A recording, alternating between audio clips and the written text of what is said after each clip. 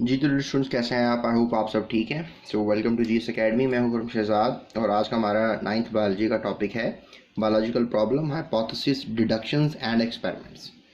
तो ये क्वेश्चन जो है एज अ लॉन्ग क्वेश्चन आपको बोर्ड में पूछ लिया जाता है कि व्हाट इज़ साइंटिफिक मेथड या how biological problem can be solved. तो उसमें कुछ जो है हमने स्टेप्स को मद्देनज़र रखना है, कुछ स्टेप्स को फॉलो करने। तो सबसे पहले जो है व्हाट दे हैव रिटन हम इसको समझने की कोशिश करते हैं। In biology, like other sciences, new things are being discovered and long held theories are being modified or replaced with the better ones as more knowledge is accumulated. जैसे कि आपको पता है कि साइंस की डिस्कवरियों के साथ साथ जो पुरानी थ्योरीज होती हैं उनको ठीक किया जाता है, या अगर वो ठीक नहीं होती तो उनको बदल दिया जाता है, क्योंकि ज़्यादा नॉलेज, ज़्यादा डाटा जो है वो मिल जाता है। This happens when biologists recognize some biological problem and go for its solution. ऐसा उस वक्त होता है स्टूडेंट्स जब कोई बायोलॉजिकल प्रॉब्लम जो है हमें फील होती है और फिर डेफिनेटली हम उसके सोल्यूशन की तरफ जाते हैं। In some biological problems biologist takes the following steps. अब बायोलॉजिकल प्रॉब्लम अगर कोई हमें फील हो जाती है, बायोलॉजिकल प्रॉब्लम्स ये है कि अगर कुछ भी साइंसदान को जो है जिस तरह अभी कोरोना वायरस है, तो अभी एक बायोलॉजिकल प्रॉब्लम है कि ये क्यों होता है, तो पता लगा ये एक वायरस है जो कि फेफड़ों में जाता है, और फिर पता लगा जी कि इस वायरस को मारने की दवाई जो है वो बनाई जाएगी, तो तभी इस वायरस से जो है वो जान छूट सकती है। तो फिर ये बायोलॉजिकल प्रॉब्लम क्या है कि वायरस तो पता लग गया, रिकग्निशन तो हो गई प्रॉब्लम की। फिर पहला स्टेप यही है, रिकग्निशन ऑफ बायोलॉजिकल प्रॉब्लम। तो उसके बाद फिर अगर लेट्स से दैट के ये हो पता लग गया है कि ये वायरस की वजह से डिजीज़ हो रही है, तो वायरस को फिर मारना दरकार है। तो उसके लिए फिर डेफिनेटली कोई ना कोई एंटी वायरल प्रोटीन या कोई एंटीबायोटिक या कुछ ऐसी चीज़ जो है वैक्सीन वगैरह बनाई जाए ताकि इस वायरस को मारा जा सके। तो फिर डेफिनेटली वही मैं आपसे बात कर रहा हूँ कि बायोलॉजिकल प्रॉब्लम को सॉल्व करने के लिए हमें कुछ स्टेप्स के थ्रू जाना पड़ता है। शॉर्ट क्वेश्चन भी आ जाता है ये कि what do you know about the steps of solving our biological problem. तो स्टेप्स की बात करते हैं। तो स्टेप्स में सबसे पहले जो है वो डेफिनेटली भी जो मैंने आपसे बात की, रिकग्निशन ऑफ बायोलॉजिकल प्रॉब्लम है। फिर आपका मुशाहिदा है, जो भी आप ऑब्जर्व कर रहे हैं। You can observe anything by your 6 senses. देखना, सुनना, ठीक है। You have 5 senses, 6 senses, amazing sense you can say. So hypothesis formulation, hypothesis formulation से मुराद है कि आप फिर जो देखेंगे वो बोलेंगे डेफिनेटली। तो बोलना इज़ हाइपोथेसिस, आप कोई चीज़ बताना, समझाना किसी को कि भाई ये मैंने ऑब्जर्व कर लिया है, और फिर उसको डिड्यूस करना, उसमें डिडक्शन निकालना, अखज़ करना कि वाकई में जो देखा गया है, जो देख कर बोला गया है, फॉर्मुलेशन हुई है हाइपोथेसिस की, क्या वो ठीक भी है कि नहीं। और फिर डेफिनेटली इसको प्रूफ के लिए एक्सपेरिमेंट्स के थ्रू जो है आप जाएंगे, और फिर जब एक्सपेरिमेंट्स हो जाएंगे तो आपके पास डाटा जो है वो क्या होगा, समराइज होगा। तो टेबल्स, ग्राफ्स किसी की मदद से जो है, ग्राफिक्स की मदद से आप चला सकते हैं इस काम को। उसके बाद स्टूडेंट्स फिर उनको आप दूसरे लोगों तक पहुंचाएंगे डाटे को, तो that is called reporting of the results. तो इसको हम ज़रा डिटेल में समझते हैं। So let's talk about recognition of a biological problem. तो बायोलॉजिकल प्रॉब्लम को अगर रिकग्नाइज करना है तो कैसे? So biologist go for adopting biological method when they encounter some biological problem. Definitely जब बायोलॉजिकल प्रॉब्लम फेस होगी तभी तो आप उसको हल की तरफ जाओगे। So a biological problem is a question related to living organisms. याद रखें, बायोलॉजिकल प्रॉब्लम हमेशा जानदारों से रिलेटेड ही कोई प्रॉब्लम होगा। That is either asked by someone, ये कोई प्रॉब्लम आपसे कोई पूछ सकता है, और comes in biological mind by himself, या बायोलॉजी के माहिर को खुद ये दिमाग में बात आ सकती है। जैसे लेट्स से दैट के पुराने ज़माने में मलेरिया होता था पेशेंट्स को, तो एक दूसरे से लोग पूछते थे कि भाई ये मलेरिया क्यों होता है। या लेट्स से दैट कोई डॉक्टर है, वो बेचारा खुद सोच रहा है कि भाई ये मलेरिया क्यों होता है। तो मलेरिया क्यों होता है, that is a big question. So that is a biological problem. तो इसके ऊपर हम रिसर्च करेंगे इस पूरे टॉपिक में आगे जाकर। तो बहरहाल ये है रिकग्निशन ऑफ बायोलॉजिकल प्रॉब्लम। उसके बाद स्टूडेंट्स हम बात करेंगे कि अगर लेट्स से दैट कि अब पता लग रहा है कि क्या है बायोलॉजिकल प्रॉब्लम, तो हम क्या ऑब्जर्व करें, क्या देखें, क्या सोचें, क्या समझें। तो डाटे के थ्रू हम ये समझ सकते हैं कि ऑब्जर्वेशंस क्या होती हैं। तो पहला स्टेप यही है बायोलॉजिकल प्रॉब्लम को सॉल्व करने के लिए कि बायोलॉजिस्ट रिकॉल प्रीवियस ऑब्जर्वेशंस और मेक्स अ न्यू वन। या तो वो कोई पुरानी ऑब्जर्वेशंस किसी ने की हुई हैं, मुशाहिदे किए हुए हैं, उनको वो देखता है, या वो खुद नए मुशाहिदे करता है। जैसे लेट्स से दैट पहले माइक्रोस्कोप नहीं था, तो माइक्रोस्कोप की इन्वेंशन के बाद जो है बहुत से नए पेंडोरा बॉक्स ओपन हुए। हुए, नई बातें पता लगी। तो पहले भी मुशाहिदे थे लेकिन माइक्रोस्कोप के बगैर थे, लेकिन जब बाद में मुशाहिदे हुए डेफिनेटली उसमें अब आप उस दुनिया को देख सकते हो जो खुर्दनी आँख से नज़र नहीं आती है।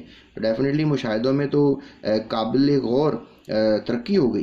तो इसलिए आप कह लो कि पहले ऑब्जर्वेशंस पे भी देखा जाता है और फिर जदीद टेक्नोलॉजी से भी कुछ ऑब्जर्वेशंस की जाती हैं, उससे भी देखा जाता है। तो ऑब्जर्वेशंस जो हैं they are so important part. ये होती क्या है, observations are made with the 5 senses of vision, hearing, smell, taste, touch.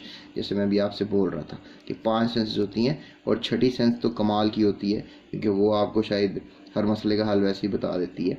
बहरहाल जो लॉजिकल है वो 5 सेंसेस है, vision, hearing, smell, taste, touch.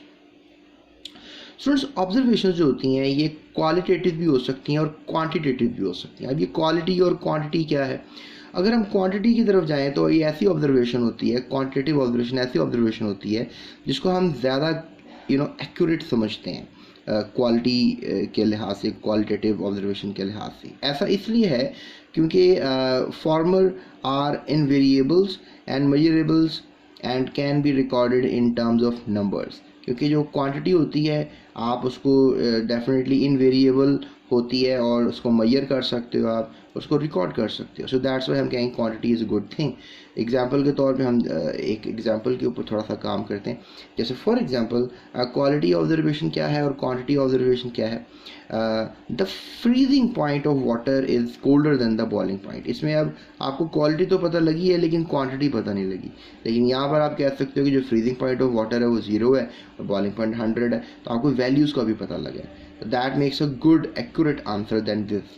ये भी ठीक है कि फ्रीजिंग पॉइंट जो है वो कोल्डर ही होता है बॉइलिंग पॉइंट से, लेकिन वो डाटा है क्या। तो quality is something to know something and quantity is to know something with accurate values. So ये हमें अंदाज़ा होता है यहाँ से। उसके बाद a litre of water is heavier than a litre of ethanol. अब ये आप सोच रहे हो ये क्या चीज़ है, इसमें ये है स्टूडेंट्स के जो लीटर ऑफ पानी होता है चूँकि उसके मॉलिक्यूल छोटे होते हैं तो 1000 ग्राम होगा, लेट्स से दैट, और जो लीटर ऑफ इथेनॉल होगा उसका तकरीबन 789 ग्राम जो है वो वज़न होगा। यानी कि जो लीटर पानी है उसका 1000 ग्राम वज़न होता है और लीटर जो इथेनॉल है उसका वज़न 789 होता है। उसके पीछे रीज़न ये है कि पानी में हाइड्रोजन बॉन्डिंग होती है और इथेनॉल में जो है वो हाइड्रोजन बॉन्डिंग नहीं होती। तो पार्टिकल्स करीब होते हैं और ज़्यादा पार्टिकल्स आ जाते हैं 1 लीटर वॉल्यूम वाली जगह में, जबकि इथेनॉल में ऐसा नहीं हो पाता।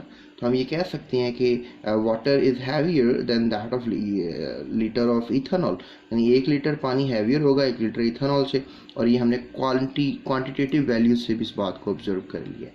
सो स्टूडेंट्स, ये है एक मेथडोलॉजी ऑब्जर्वेशन की क्वालिटी और क्वांटिटी के लिहाज से। शॉर्ट क्वेश्चन भी आ जाता है कि डिफरेंस क्या है क्वालिटेटिव ऑब्जर्वेशंस में और क्वांटिटेटिव ऑब्जर्वेशंस में, तो ये आपको पता होना चाहिए। उसके अलावा एक छोटा सा ब्लॉक है, उसमें डार्विन नामी साइंसदान है, is a great scientist of his time. ये खाली ऑब्जर्व नहीं किया बल्कि इन्होंने तो नोट्स भी बनाए थे इनके सफ़र के दौरान, वॉयज के दरमियान। मतलब चूँकि ऑब्जर्वेशंस की बात हो रही है तो डार्विन ने बहुत बड़ी थ्योरीज दी, जिनमें थ्योरी ऑफ एवोल्यूशन बहुत मशहूर हुई कि बंदरों से इंसान जो हैं वो तश्कील पाए। हालांकि ये इस्लाम के ऐन नेगेटिव है, लेकिन बीइंग अ मुस्लिम मैं तो इस चीज़ को बिलीव नहीं करूँगा, लेकिन बीइंग अ साइंटिस्ट बहुत से साइंसदान इस बात को नोट करते हैं कि थ्योरी ऑफ एवोल्यूशन में ये हुआ। बहरहाल Darwin not only observed and took notes during the voyage. उन्होंने ना सिर्फ ऑब्जर्वेशंस की बल्कि नोट्स भी लिए जब उन्होंने वॉयज का सफ़र किया। HMS बीगल उनकी एक शिप का नाम था, उस पर उन्होंने ये सफ़र किया था। But he also read the work of other naturalist. इनके साथी भी थे और उन्होंने भी कुछ इस तरह की ऑब्जर्वेशंस की हुई थी, तो उनके काम को भी इन्होंने स्टडी किया।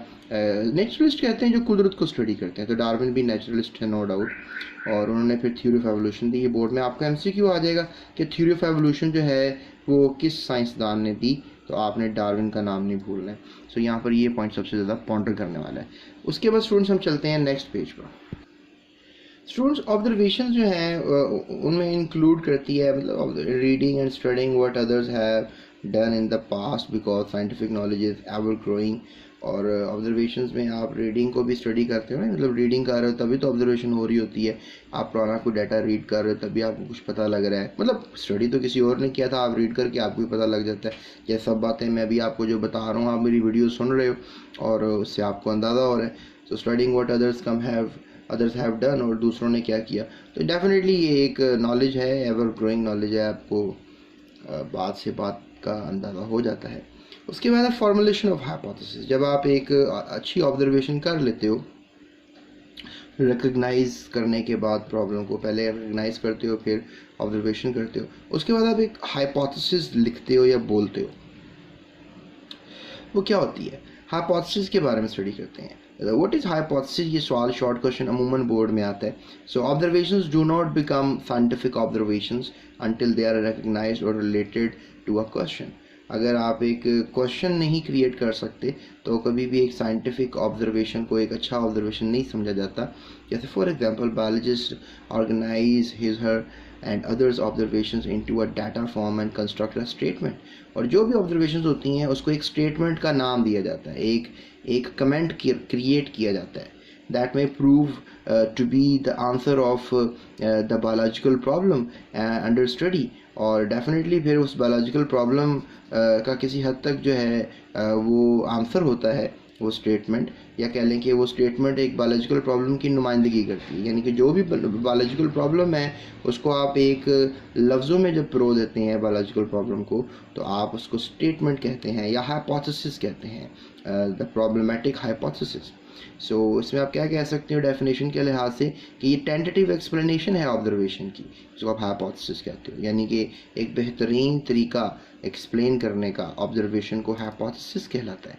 सो it may be defined as the proposition that might be true, और ये सच भी हो सकती है। मतलब हाइपोथेसिस की स्टेटमेंट जो है वो गलत भी हो सकती है, वो सच भी हो सकती है। ये ज़रूरी नहीं होता हाइपोथेसिस सच भी हो, गलत भी हो सकती है। लेकिन जिस तरह कोई भी बात कर देता है, जैसे एक हाइपोथेसिस है काली बिल्ली रास्ता काटे तो काम सही नहीं होगा, तो काली बिल्ली ने रास्ता काट दिया, काम सही नहीं होगा, ये एक टेंटेटिव हाइपोथेसिस तो नहीं है ना। इट्स समथिंग लाइक लोगों का ये मानना है।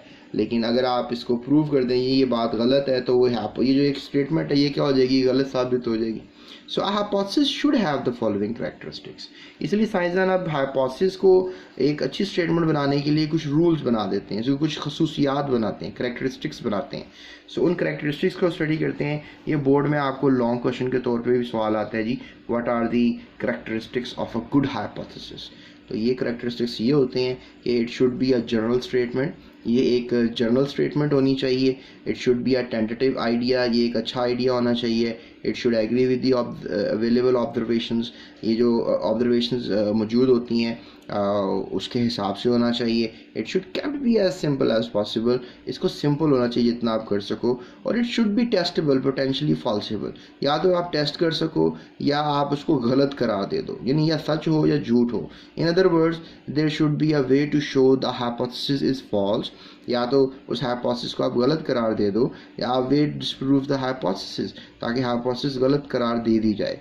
मतलब जिस तरह काली बिल्ली रास्ता काट की काम अच्छा नहीं होगा, ये एक अच्छी हाइपोथेसिस नहीं है, क्योंकि ये सारे आइडियाज़ जो मतलब अभी मैंने आपको जो स्टेटमेंट्स सारी पढ़ के सुनाई है, ये वाली जो अभी मैं ऑब्जर्वेशन आपको हाइपोथेसिस आपको मैं बोल रहा हूँ, तो ये उनको ओबे नहीं करती। इसलिए मैं कहूँगा कि ये हाइपोथेसिस अच्छी हाइपोथेसिस नहीं है। तो जैसे फॉर एग्जांपल मलेरिया जो है वो एक जानदार है प्लाज्मोडियम, उसके काटने से होता है, ये एक हाइपोथेसिस है। अब इसके पीछे एक्सपेरिमेंट्स किए जाएंगे, इसके पीछे रिजल्ट्स निकाले जाएंगे और फिर बाद में ये देखा जाएगा है या नहीं है। अगर ऐसा हुआ तो मलेरिया प्लाज्मोडियम से होता है, तो ये आप कह लो कि सच मान लिया जाएगा। अगर लेट्स से दैट कोई और वजह हुई तो वो बता दी जाएगी, तो डेफिनेटली हाइपोथेसिस तो फिर गलत हो गई ना कि मलेरिया प्लाज्मोडियम से होता है। अगर एक्सपेरिमेंटली प्रूव हो गया कि होता है तो फिर तो सच हो गया, अगर नहीं प्रूव हुआ तो फिर क्या होगी, गलत हो गई। तो ये बात सच हो गई ना कि टेस्टेबल जब करें आप उसको तो उसको पोटेंशियली फॉल्सेबल भी कर सकें, यानी फॉल्सिएबल का मतलब उसको गलत भी करार दे सकें। सो आई होप सो आपको मेरी ये बात समझ में आ गई होगी। So a great deal of careful and creative thinking is necessary for formulation of a hypothesis. जैसे मेरा अभी एक रिसर्च वर्क चल रहा है, उसमें मेरा हाइपोथेसिस है कि हमने चेक करना है कि जो टर्माइट है वो किसको प्रेफरेंस देगा अपनी फीडिंग के लिए और रिस्पॉन्स किसको देगा। तो अभी एक हाइपोथेसिस है, अब आप कहोगे कि सर आपने ये क्या बात की है, तो डेफिनेटली ये बात तो मुझे बताना है कि एक प्रॉब्लम क्या है, मतलब कि टर्माइट को कौन सा वुड खाना होता है, तो उसके पीछे मैंने हाइपोथेसिस डिज़ाइन की है मेरे रिसर्च पेपर के लिए। तो that is what I am talking to you. So a great deal careful creative thinking चाहिए इसके लिए। जैसे मैं आपको समझाते हुए मैं हाजिर दिमागी से काम ले रहा हूँ ताकि मैं आपको ये प्रॉपरली सही तरीके से समझा सकूँ for the formulation of a hypothesis, ताकि hypothesis बन सके। So biologists use reasoning to formulate hypothesis। अब वो reasons का इस्तेमाल करते हैं। जब hypothesis जब बनानी होती है ना तो reasons के साथ बनती है, ऐसे नहीं है कि आप ऐसे कोई बात कह दें और वो एक hypothesis बन जाए। अब आगे क्या होता है कि जब hypothesis बन जाती है तो उस hypothesis को डिड्यूस करना होता है, उसके डिडक्शंस करनी होती हैं। तो बोर्ड में अमूमन ये सवाल आता है कि व्हाट आर डिडक्शंस क्या होती हैं। नेक्स्ट स्टेप में मैं ये बता रहा हूँ आपको कि biologist draw deductions from hypothesis, यानी जो भी हाइपोथेसिस पता लगी है उस हाइपोथेसिस से जो है अब कुछ अखज़ किया जाएगा। ठीक है, डिडक्शन मीन अखज़ करना। आई डोंट नो अखज़ करना कैसे लिखते हैं। अखज़ करना मे बी शायद इस तरह लिखते हैं, अखज़ करना। Deductions are the logical consequences of hypothesis. जो डिडक्शंस होती हैं वो एक लॉजिकल आंसर होते हैं हाइपोथेसिस के, यानी हाइपोथेसिस से आप जो भी कुछ नतीजे निकालते हैं, कॉन्सिक्वेंसेस का मतलब नतीजे होते हैं, तो वो डिडक्शंस कहलाती हैं। For this purpose a hypothesis is taken as a true and expected results are drawn from it. और हाइपोथेसिस को अब डेफिनेटली अगर आप सच समझोगे तो उस पर काम करोगे ना। आप किसी हाइपोथेसिस को आप सच ही नहीं समझ रहे हो, उस पर काम क्यों करोगे आप? तो पहले ये बात होती है कि थोड़ा सा लॉजिकल हो हाइपोथेसिस, उस पर फिर आप काम कर सको। Generally in biological method if a particular hypothesis is true, then one should expect deductions a certain result। और फिर अगर हाइपोथेसिस सच्ची होती हैं तो डेफिनेटली फिर रिजल्ट्स भी आते हैं। This involve the if and then logic. इसमें इफ एंड देन लॉजिक होता है। या इफ एंड देन लॉजिक समझाने के लिए मैं आपसे एक बात कर सकता हूँ। जैसे साइंसदानों ने शुरू में क्या किया कि उन्होंने हर सेल के अंदर न्यूक्लियस देखा, तो उन्होंने फिर एक थ्योरी बना दी कि अगर कोई सेल होगा तो उसमें न्यूक्लियस होगा। तो इफ एंड देन लॉजिक हुआ ना कि अगर ये होगा तो वो होगा, यानी अगर कोई सेल होगा तो उसमें न्यूक्लियस होगा। और जब भी कोई सेल को ऑब्जर्व किया जाता उसमें से न्यूक्लियस निकल आता, तो डेफिनेटली ये एक हाइपोथेसिस जो थी, एक ज़बरदस्त हाइपोथेसिस थी कि every cell contain a nucleus. तो इफ एंड देन लॉजिक यहाँ पे इस तरह मैं आपको समझा सकता हूँ। उसके बाद स्टूडेंट्स एक्सपेरिमेंट्स की तरफ चले जाते हैं। एक्सपेरिमेंट्स हमें क्या समझाते हैं, क्या बताते हैं, उसके बाद इस ब्लॉक को पढ़ लेंगे। एक्सपेरिमेंट्स की तरफ अगर हम जाएँ तो एक्सपेरिमेंट्स में they are writing the most basic step of biological method is experiments. अच्छा, ये बात आपको याद रखनी है, क्योंकि अमूमन बच्चे समझ जाते हैं कि बेसिक स्टेप जो है वो रिकग्निशन है प्रॉब्लम का। लेकिन the very interesting fact is कि जो बेसिक स्टेप है वो बेसिकली ना तो फॉर्मुलेशन ऑफ हाइपोथेसिस है, ना तो रिडक्शन है, ना तो रिकग्निशन ऑफ अ प्रॉब्लम है, बल्कि जो बेसिक स्टेप है वो तो एक्सपेरिमेंट होता है। अब आपको सर बेसिक स्टेप जो है वो एक्सपेरिमेंट क्यों होता है? क्योंकि स्टूडेंट्स एक्सपेरिमेंट से ही तो पता लगता है कि जो हाइपोथेसिस बनी है वो सच है या नहीं, या जो ऑब्जर्वेशन हुई है वो सच है या नहीं। Biologists perform experiments to see if hypotheses are true or not। और फिर बायोलॉजिस्ट जो हैं वो डेफिनेटली हाइपोथेसिस को देखते हैं सच है कि झूठ है। The deductions which are drawn from the hypothesis are subject to the rigorous testing। यानी बार बार टेस्ट किया जाता है। जो भी मतलब हाइपोथेसिस होती है वो कोई ऐसे ही बन नहीं जाती, उसको डेफिनेटली रहने के लिए बहुत से साइंसदान इस पर काम कर रहे होते हैं। तो रिगरस टेस्टिंग मीन बार बार टेस्ट किया जाता है। Through experiments biologist learn which hypothesis is correct. और फिर बायोलॉजिस्ट जो है वो समझ जाते हैं कि कौन सी हाइपोथेसिस जो है वो सच्ची है या ठीक है। The incorrect hypothesis are rejected and the one which proves correct is accepted. तो डेफिनेटली जो ख़राब हाइपोथेसिस होती है, गलत हाइपोथेसिस होती है, उसको हम नामंजूर करते हैं, रिजेक्ट कर देते हैं, दूसरों को हम कैरी ऑन करते हैं, एक्सेप्ट करते हैं, मंजूर करते हैं। An accepted hypothesis makes further predictions. और फिर जो हाइपोथेसिस एक्सपेरिमेंट से प्रूव हो जाती हैं कि ठीक हैं, तो फिर उनसे और भी बड़ा कुछ पता लगता है। डेफिनेटली हम ये बात यहाँ पे ख़त्म नहीं करेंगे। साइंटिफिक मेथड को हम एक्सपेरिमेंट्स के थ्रू एक प्रॉपरली, एक मेरे पास लिटरेचर है आपकी study of malaria an example of biological method, इसको हम स्टडी करेंगे और साथ साथ मैं आपको बताता भी जाऊँगा कि कौन कौन सा बायोलॉजिकल मेथड लग रहा है। ठीक है, आपने वीडियोज़ के साथ रहना है, अगली वीडियो लाजमी सुनिएगा, अगली वीडियो इसी के ऊपर है, स्टडी ऑफ मलेरिया पर। तो बहरहाल provide an important way to further test its validity. और फिर डेफिनेटली एक्सपेरिमेंट्स जो हैं वो बताते हैं कि इधर हाइपोथेसिस जो है वो सच है कि नहीं, मज़ीद इस पर एक्सपेरिमेंट्स किए जा सकते हैं। दुनिया में कोई भी बंदा एक्सपेरिमेंट करे, इसमें कोई प्रॉब्लमेटिक बात नहीं होती है। स्टूडेंट्स, एक यहाँ पर उन्होंने कुछ ब्लॉक में लिखा है, उसको हम स्टडी करते हैं कि जो बायोलॉजिस्ट हैं यूजुअली चेक करते हैं हर सिचुएशन को हाइपोथेसिस माइट अप्लाई। यहाँ पे हाइपोथेसिस अप्लाई हो रही है। सो लेट्स कंसीडर हाइपोथेसिस कि ऑल, ये भी जो मैंने आपसे बात की थी वैसे, all plant cells have a nucleus. Biologist can not examine every living plant and every plant that has ever live to see if this hypothesis is false। मतलब हर सेल को तो आप स्टडी नहीं कर सकते दुनिया में। Instead biologist generate deductions, if and then logic create कर लेते हैं। क्या करते हैं biologist? Generate deductions using reasoning from the above hypothesis that a biologist can make the following deductions: if I examine cell from a blade of a grass, then each one will have a nucleus। यानी दुनिया में किसी भी cell को observe किया जाए, किसी grass के सेल को ऑब्जर्व किया जाए, किसी भी पौधे के सेल को ऑब्जर्व किया, इसमें न्यूक्लियस अगर निकल आए तो फिर इफ एंड देन लॉजिक के साथ जो डिड्यूस किया वो यही किया कि न्यूक्लियस होता है। सो हाइपोथेसिस यानी every cell contain a nucleus एक अच्छी हाइपोथेसिस बन जाती है। सो अब चलते हैं आगे। हमने एक्सपेरिमेंट भी कर लिए हैं इवन डिडक्शंस के बाद। अब हम समराइजेशन ऑफ द रिजल्ट की तरफ चलते हैं और रिपोर्टिंग ऑफ रिजल्ट की तरफ चलते हैं। Student, summarisation of the result की तरफ जाने से पहले मैं एक छोटा सा टॉपिक है which is known as control in experiment, इसके बारे में मैं आपको बता देता हूँ। जैसे लेट्स से दैट कि कार्बन डाइऑक्साइड ज़रूरी है पौधों के लिए, क्योंकि कार्बन डाइऑक्साइड एक लाइफ गैस है पौधों के लिए। तो इसके लिए हम ये प्रूव करना है हमने, ठीक है, एक्सपेरिमेंट करना है। एक हाइपोथेसिस है कि carbon dioxide is a life gas for plants. तो अब इसमें इस पैराग्राफ में क्या लिखा हुआ है मैं आपको ये बता देता हूँ। इसमें अब होगा एक्सपेरिमेंट। एक्सपेरिमेंट क्या होगा कि एक तरफ पौधा रखा जाएगा जिसको कार्बन डाइऑक्साइड नॉर्मली तरीके से दी जाएगी, और एक पौधा रखा जाएगा जिसको ढक दिया जाएगा और उसको कार्बन डाइऑक्साइड की सप्लाई बंद हो जाएगी, सूरज की रोशनी, पानी सब कुछ दिया जाएगा। तो अब डेफिनेटली एक ग्रुप हो गया कंट्रोल ग्रुप, यानी कि जिसमें आप नॉर्मल कंडीशंस उसको दे रहे हैं। कंट्रोल ग्रुप हमेशा याद रखिएगा एक नॉर्मल ग्रुप होता है, यानी कि पौधे को आपने नॉर्मल कंडीशंस के थ्रू चला रहे हैं। अब एक ग्रुप को आपने एक्सपेरिमेंटल ग्रुप बना दिया, यानी आपने उसको ढक दिया पौधे को किसी ग्लास के साथ, और उसको पानी और सनलाइट तो मिल रही है लेकिन कार्बन डाइऑक्साइड नहीं मिल रही। तो यहाँ से हमें क्या पता लगा कि कंट्रोल इन एक्सपेरिमेंट्स क्या होता है कि भाई जो कंट्रोल ग्रुप है वो तो अपनी ज़िंदगी नॉर्मली जिएगा और डेफिनेटली चीज़ें सब बेहतर हो रही होंगी, लेकिन एक्सपेरिमेंट ग्रुप में हम ये बात प्रूव कर सकेंगे। इधर कंट्रोल ग्रुप में डेफिनेटली आप कार्बन डाइऑक्साइड दे रहे हैं, लेकिन एक्सपेरिमेंटल ग्रुप में उस पौधे को कार्बन डाइऑक्साइड नहीं दे रहे और चेक कर रहे हैं कि पौधा क्या उसके बगैर ज़िंदा रह सकता है कि नहीं। तो पता ये लगेगा कि पौधा तो उसके बगैर मर रहा है, यानी कि उसको ग्रीन पत्ते जो ग्रीन नहीं रह रहे हैं और फोटोसिंथेटिक प्रोसेस नहीं हो पा रहा है। तो यहाँ से साबित हुआ कि भाई जो एक्सपेरिमेंटल ग्रुप है उससे क्या पता लगेगा, एक्सपेरिमेंटल ग्रुप से पता लगेगा कि भाई पौधे के लिए कार्बन डाइऑक्साइड वाकई में ज़रूरी है। So what is control in experiment, I hope so आपको समझ में आ गया होगा। सो अब चलते हैं समराइजेशन ऑफ रिजल्ट्स की तरफ and reporting of the results की तरफ।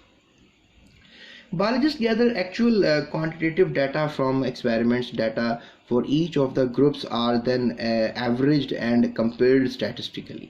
अब बायोलॉजिस्ट क्या करता है जी, बायोलॉजी पढ़ने वाला ये करता है कि जो क्वांटिटेटिव डाटा होता है एक्सपेरिमेंट से जो मिलता है उसको फ्रॉम ईच ग्रुप, जो भी ग्रुप्स उसने बनाए होते हैं उनका एवरेज निकालता है और उसको फिर स्टैटिस्टिकल एनालिसिस में ले जाता है, यानी कि उसको फिर देखता है कंपेयर करके।